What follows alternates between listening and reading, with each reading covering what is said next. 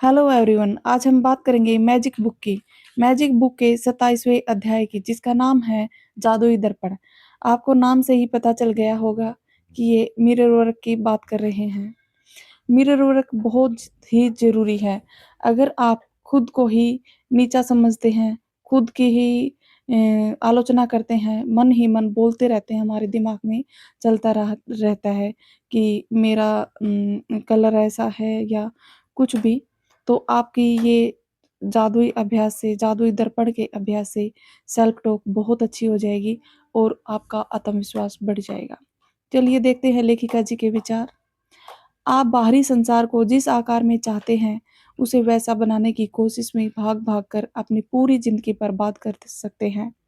एक के बाद एक समस्या को सुलझाने के लिए दौड़-धूप कर सकते हैं, परिस्थितियाँ या दूसरे लोगों के बारे में शिकायत कर सकते हैं, लेकिन परिणाम यह होता है कि आप अपने जीवन को कभी पूरी तरह से नहीं जी पाएँगे और अपने सारे सपनों को साकार नहीं कर पाएँगे। लेकिन जब आप कृतज्ञता के जादू को अपनी जीवन शैली बना लेते हैं, तो आपके आस-पास के संसार की हर चीज़ जादू से बदल जाती है। बस एक चुटकी बजाते ही आपका संसार जादुई रूप से इसलिए बदल जाता है क्योंकि आप बदल गए। इसलिए आप जिसे आकर्षित कर रहे हैं, वह भी बदल गया। दर्पण में दिखने वाले व्यक्ति को बदलोगे तो आपका संसार बदल जाएगा। जब आप दर्पण में दिखने वाले व्यक्ति होने के लिए कृतज्ञ होते हैं, तो असंतोष, निराशा या मैं पर्याप्त अच्छा नहीं हूँ की भावनाएँ पूरी तरह गायब हो जाती हैं और उनके साथ ही आपके जीवन की हर असंतोषजनक और निराशाजनक परिस्थितियाँ भी जादू से गायब हो जाती हैं।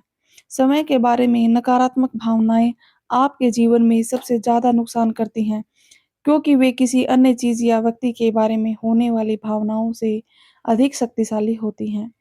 आप चाहे जहाँ भी जाएँ, चाहे जो भी करें, आप उन नकारात्मक भावनाओं को हर पल अपने साथ ढोते हैं। ये भावनाएँ आपके द्वारा आपके द्वारा छुई जाने वाली हर चीज़ को दूषित कर देती हैं। वे चुंबक की तरह काम करती हैं और आपके द्वारा किए जाने वाले हर काम में अधिक असंतोष और निराशा को आकर्षित करती हैं।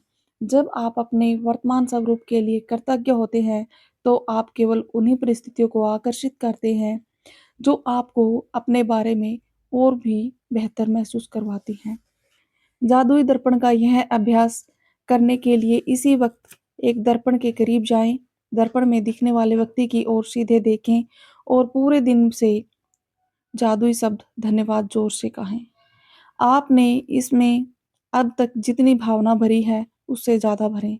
अपने वर्तमान स्वरूप के लिए धन्यवाद कहें, हर उस चीज़ के लिए धन्यवाद कहें जो आप हैं। आपने हर चीज़ और हर व्यक्ति के लिए जितनी भावना का इस्तेमाल किया है, कम से कम उतनी भावना के साथ धन्यवाद कहें। आप जो हैं, उसके लिए कृतज्ञ बनें।